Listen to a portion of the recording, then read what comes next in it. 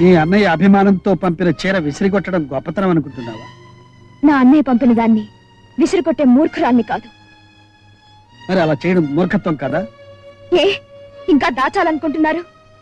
నిప్పుడు దాచినంత మాత్రాన మండకుండా ఉండదు.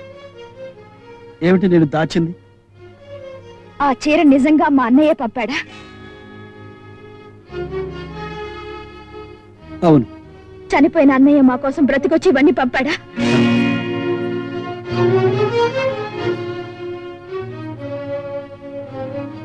అది నీకెవరు చెప్పారు? ఇదిగో మీ డైరీ. మా అన్నయ్య అన్యాయంగా హత్య చేయబడ్డాడని, మిమ్మల్ని కాపాడే ప్రయత్నంలో చచ్చిపోయాడని మీరు స్వయంగా రాసుకున్న నిజాలు. ఇప్పుడు చెప్పండి, మా అమ్మని, మా రోగిష్టు నాన్నని, ఆ పసిబిడ్డల్ని ఎందుకు మోసం చేస్తున్నారు? ఎందుకు ఇంత ఘోరమైన అబద్ధం చెప్పారు? నేను అబద్ధం చెప్పలేదు. నిజం దాచడం అబద్ధం కదా?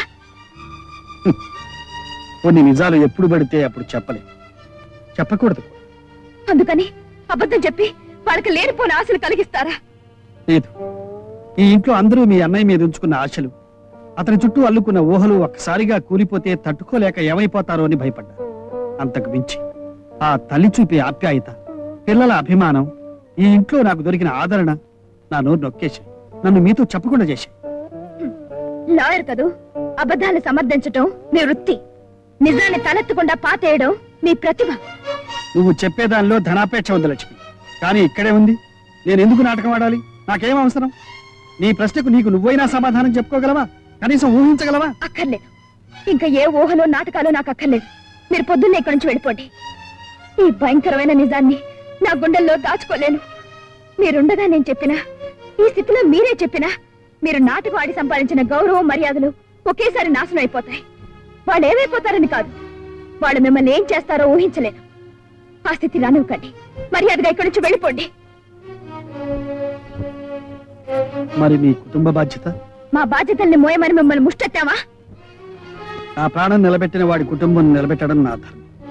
చూడండి, మీకు ఆఖరిసారిగా మర్యాద ఇచ్చి మాట్లాడుతున్నాను. సూర్యుడు ఉదయించేటప్పటికి మీరు ఇంట్లో ఉండడానికి వీల్లేదు. ఉన్నారా? ఏం జరుగుతుందో నాకే తెలీదు. Please get lost.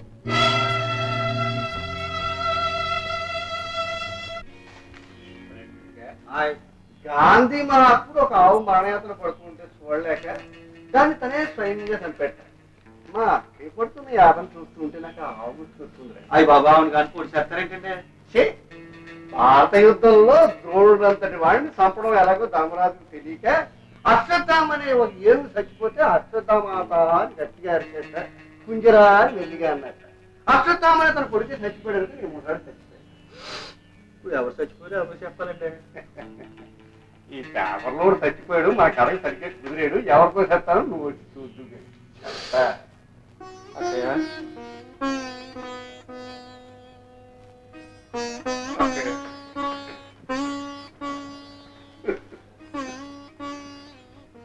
బాబు ఊరుకోండి,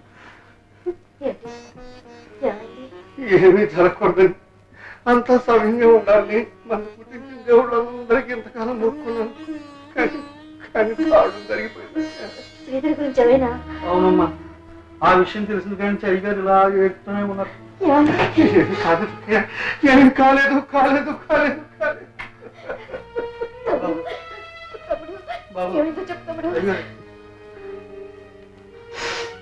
అక్కయ్య, ఈ పేపర్లో వార్త పడింది. గుండె రాయి చేసుకున్నాను,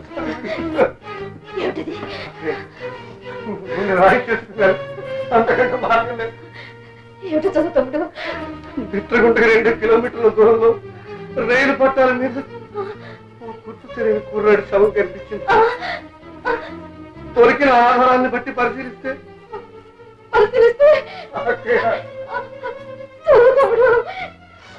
అతను ఊరు హైదరాబాద్ అని తేలింది. అతని పేరు పేరు పేరు శ్రీధరం తేలింది. అంత మాట అనకండి బాబు, మీ రుణం త్వరలోనే తీర్చాలని నాకు ఉంది. మీరేమీ అనుకోకపోతే మా దగ్గర తీసుకున్న పొలం సాగు చేసుకునే అవకాశం మాకివ్వండి. చెమటోడ్చి మీ బాకీ తీరుస్తాను. నువ్వు ఈ మాటలు 190 సార్లు అడిగావు. ఇప్పటికే కూర్చుంటే లేవలేవు. నువ్వు నాగలి పట్టి పొలం ఎట్టా దున్నుతావు, నా బాకీ ఎట్టా తీరుతావు? అసలు వడ్డీ కలిపి పొలం రేటు ఎప్పుడో దాటిపోయింది. నా పేరు రాసే, గొడవ వదిలిపోద్ది. నా పేరు రాసే అంతే. బాబు, నా పిల్లలకి ఆధారం అది ఒక్కటే. నీకు అదే ఆధారం, నాకు అదే ఆధారం. అందుకని పని కట్టుకుని నేనే ఒక ఆలోచన చేశాను. మీ పెద్దమ్మాయి చాలా మంచిదేను, మంచి రాసిగలది. అసలు నీ రుణం తీరే రూట్ చూపించడానికి అది నీ కడుపును పుట్టిందేమో. నాకు చాలా విశాల హృదయం కాబట్టి సగం వడ్డీ కింద జమ కట్టుకుంటాను, నువ్వు అడిగిన గడువు ఇస్తాను. దాన్ని మాత్రం అప్పుడప్పుడు వచ్చిపోతుండమను. ఊరికే అరవమాకవయ్యా, ఇది నా అవసరం కాదు, నీ అవసరం. ఇదిగా నీకు ఇదే నా ఫైనల్ వార్నింగ్. నేను చెప్పినట్టు జరగకపోయిందో నీ మొత్తం ఆస్తిని జప్తు చేసి నీ పరువుని నడి రోడ్డు మీద ఏలం పాట పాడతాను. అందుకని మర్యాదగా వచ్చిన బండిలోనే వెళ్ళిపో. ఆ బండి నీ ఇంటి దగ్గరే పెట్టుకో. చీకటి పడ్డాక నీ కూతుర్ని పంపు. ఎంత మాట అన్నావు! నా బిడ్డని గురించి ఎంత మాట విన్నాను. పడిపోయాడేంటి వీడు? గాని ఇక్కడ సచ్చాడంటే మన పీకల మీదకి వస్తుంది వ్యాపారం. నిజం. దీన్ని తీసుకెళ్లి ఆడింటి దగ్గరే పడాయి, గొడవ వదిలిపోతుంది. అట్టగే. ఏమిటో బాబు, నువ్వు ఉన్న పళంగా వెళ్ళడం మాకేం బాగాలేదు. మా అన్నయ్యని అడిగానని చెప్పండి. ఏమండి, మీతో నన్ను తీసుకెళ్తా అన్నారుగా, నేను రెడీ. ఇప్పుడు ఆయన అన్నయ్య దగ్గరికి వెళ్ళటం లేదురా, వాళ్ళ ఇంటికి వెళ్తున్నారు. ఈసారి వచ్చినప్పుడు తీసుకెళ్తారు. మీరు బయలుదేరండి. వస్తానమ్మా.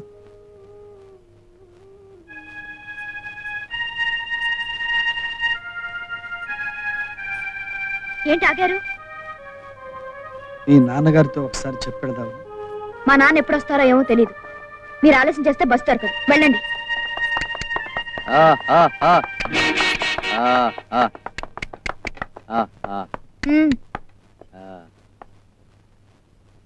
నాన్న, ఆయన బయలుదేరు.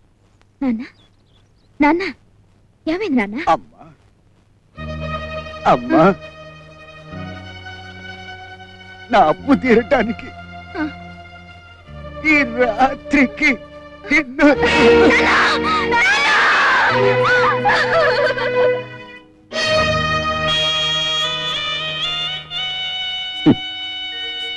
కొరివి పెట్టడానికి కొడుకు లేడని బాధపడ కన్నపూర్ణ, వాడు పెట్టవలసిన కొరివి ఎప్పుడో పెట్టి వెళ్ళాడు.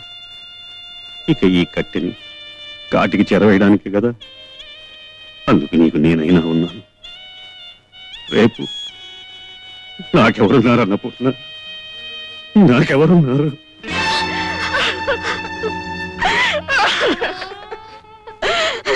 బాబు, ఇప్పుడైనా వస్తాడా మీ స్నేహితుడు? కన్న తండ్రికి తన కొరివి పెట్టడానికి బాబు ఒక్క టెలిగ్రామ్ అయినా వచ్చి రుణమైనా తీర్చుకుంటాడు.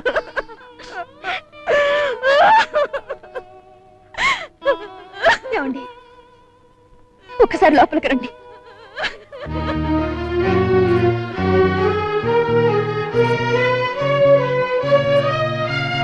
కొడుకు వస్తాడని, కొరివి పెడతాడని ఆ తల్లి ఎదురు చూస్తోంది. ఇంకా ఎంతసేపు ఆ శవాన్ని అలా పెట్టుకుని ఏడుస్తుంది. ఈ దుఃఖంతోనే కొడుకు చచ్చిపోయాడని తెలిస్తే ఒకేసారిగా ఏడుస్తుంది.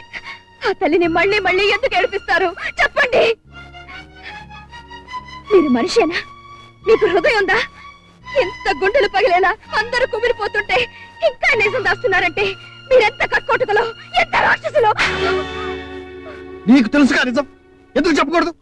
చెప్పు. ఏం చెయ్యాను?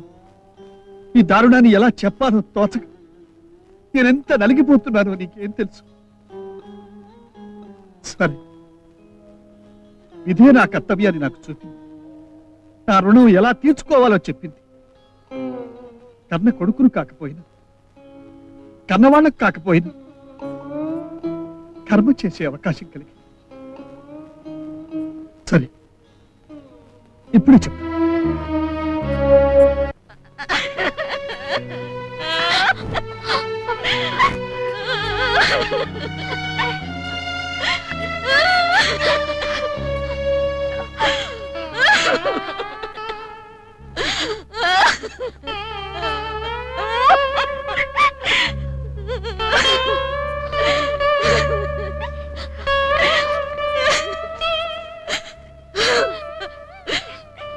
బాబు, టెలిగ్రామ్ ఇచ్చావా? ప్రయోజనం లేదు.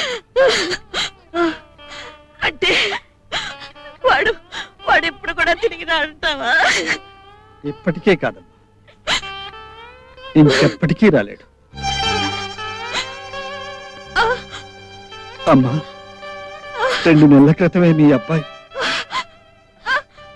మనల్ని అందరినీ వదిలిపెట్టి వెళ్ళిపోయాడమ్మా.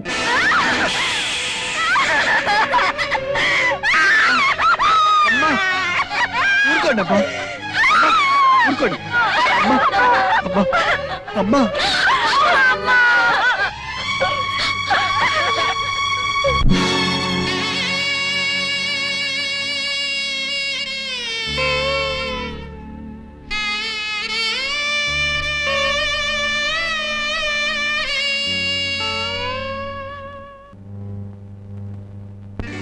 లింగం గారు, బాకీలు చెల్లు వేయడానికి డబ్బుకు బదులు మనుషుల్ని అడుగుతున్నారట. కొంచెం తిరకాసుగా ఉంది మాట, అర్థమయ్యేట్టు చెప్పు అనుకో, దాని ప్రకారం తీసుకుంటాను యాక్షన్. మా నాన్నగారు అప్పు తీర్చడానికి నేనొస్తే చాలన్నారటగా. చెప్పిపోయాడన్నమాట ముసలాడు. ఏంటి, బాకీ తీర్చేయడానికి వచ్చావా? చెప్పుతో కొట్టడానికి వచ్చాను. అప్పున్నాం కదా అని అందరినీ బానిసలుగా చూస్తే ఊరుకుంటారనుకుంటున్నావా? మేము మానాభిమానాలు ఉన్నవాళ్ళం. నువ్వు సిగ్గు నీతిని అమ్ముకుని బ్రతికే మనిషివి. మాకున్నప్పుడు బాకీ తీరుస్తాం, అంతవరకు మళ్ళీ మా ఇంటి ముందు కనపడ్డానికి వీల్లేదని చెప్పడానికి వచ్చాను. అదా, మీ నాన్న తెచ్చాడు, మీ అన్నయ్య కూడా పోయాడు నిన్నాను. మరి నా అప్పు ఎట్ట తీరుస్తావు? ఎప్పుడో తీరుతానంటే నాకు కుదరదు. ఈ మధ్య తుమ్మి తెరువులు మారిపోతుంది, దగ్గు తెరువులు మారిపోతుంది. ఎమర్జెంట్ గా తీర్చేసే మార్గం నీ చేతిలోనే ఉంది. ఇదిగో మంచి వచ్చాడు, ఒప్పుకునో ఒప్పుకోకో, ముహూర్తం కాదు, నువ్వు నా ఇంటికి వచ్చావు, ఎలాగో వచ్చేసావు కాబట్టి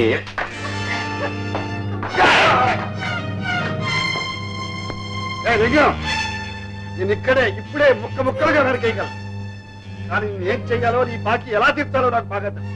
మాటలు కాదు, దాని తరఫున నువ్వు కొట్టావు కాబట్టి దాని బాకీ కూడా నువ్వే చెల్లేయాలి. చెల్లించి చూపిస్తాను.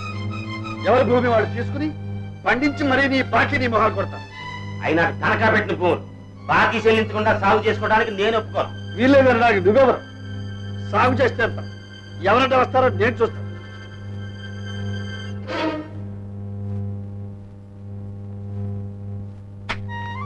అయ్యా, మీ పొలాన్ని కాదు మా పొలాన్ని కూడా అప్పులు కట్టలేదని ఎట్టగే బీడ్స్ చేసినాడండి. రోజు రోజుకి వడ్డీలు పెంచేస్తున్నాడండి. పనులు లేక తిండి లేక మేము పస్తులు ఉంటున్నామండి బాబు. మీరందరూ పిచ్చోళ్ళు, అందుకనే ఇట్లా ఉన్నారు. మీరందరూ ఏకమైతే మిమ్మల్ని ఎదిరించేవాడు ఒక్కడ కూడా ఉండడు. మీకెందుకు నేను చెప్తా వినండి. అరకలు గట్టిని సాగు చేద్దాం. నిజమేనా? నడండి రా, ఊళ్ళోకి వెళ్ళి అరకలు తీసుకొద్దాం. ఆగండి ఆగండి, నా పొలంలో దిగడానికి ఎన్ని గుండెలు మీకు? మా పొలంలో దిగడానికి ఒక్క గుండె చాలు. పిచ్చి పిచ్చి ఆశాలు వేశారంటే ప్రాణాలు తక్కువ. జాగ్రత్త. ఆహా కుమార్, అదే మాట నువ్వును. పిచ్చి పిచ్చి వేషాలు వేస్తే ప్రాణాలు తక్కువ. జాగ్రత్త. మన కుర్రనాయలా రే, నా సంగతి మీకు ఇంకా తెలవదు. మీ సంగతి తెలుసుకోవడానికి మాకు ఇక్కడ తీరిక లేదు. వెళ్ళు వెళ్ళు వెళ్ళండాయా. నా వెనకాలింత మద్దతున్నా నీకు ఏడాకోళంగానే ఉందన్నమాట. రేయ్, ఏసేయండిరా.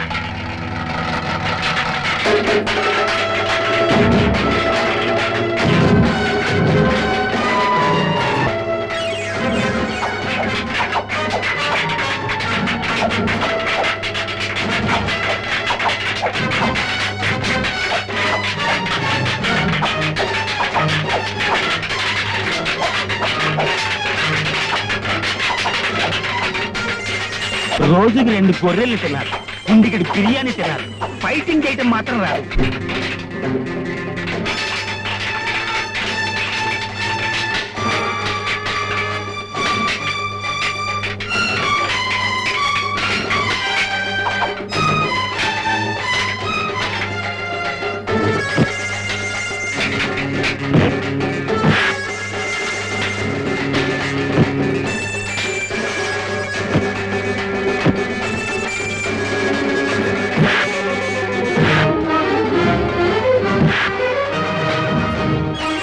వెళ్ళేదేంటి? మీ ప్రాణానికి నా ప్రాణం అడ్డమే కదండి. అక్కడికి నేను అడ్డం బాగుందండి. అయితే పంజే, నేను ఎడుతుంటాను. నేను మీ వెనకాల పరిగెట్టుకొస్తా. పోనీ పోనీ, పోనీ.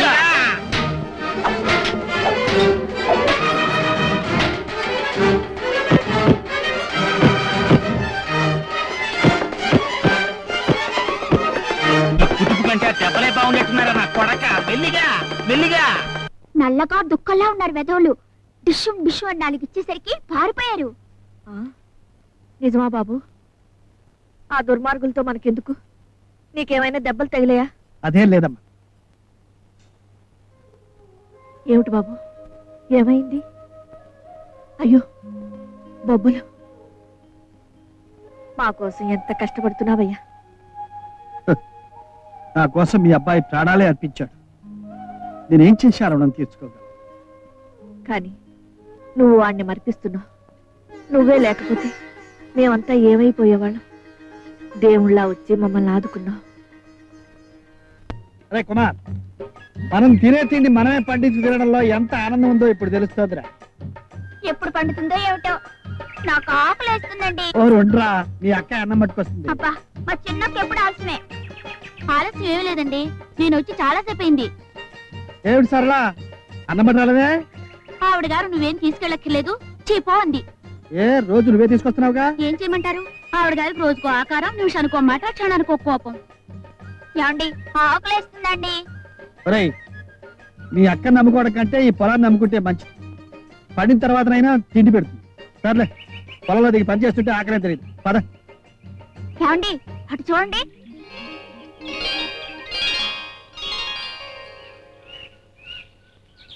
ఇటండి. చేతులు కడుక్కుని వచ్చి భోంచేయండి. మిమ్మల్నే వెళ్ళండి.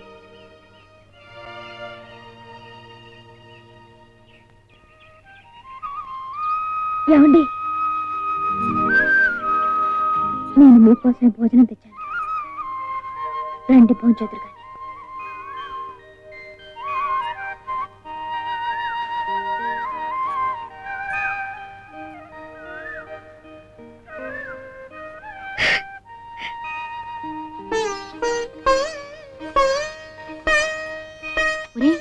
ఏమిటి వాళ్ళిద్దరు అలా మాట్లాడుకుంటున్నారు?